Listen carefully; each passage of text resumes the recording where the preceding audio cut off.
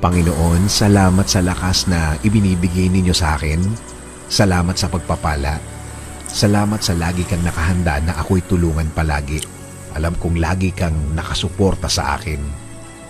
Kahit ang nasa harapan ko ngayon, ang mga nangyayari ngayon, ang mga problemang nasa buhay ko ngayon ay hindi ko maintindihan.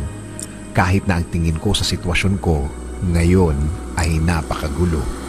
Sa iyo pa rin ako aasa, sa iyo pa rin ako kakapit because you said in your word that you will always be there for me with a helping hand as a father to me. I thank you, Lord.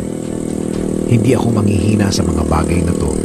Hindi ako mawawalan ng loob, hindi ako matatakot dahil naniniwala ako na lagi kang andyan para ako ay sagipin sa mga problemadong araw tulad ng mga nararanasan ko, Panginoon. Alam ko, Lord, things will never be the same, na ang lahat ng ito'y magbabago, na ang lahat ng ito'y mabibigyan mo ng sagot, na ang lahat ng ito'y nasa harap ko lang na ikaw ay nagbibigay ng iyong blessings behind the scene. Dahil alam ko, Lord, na ako'y bahagi ng iyong plano para ako'y mapunta sa mabuti.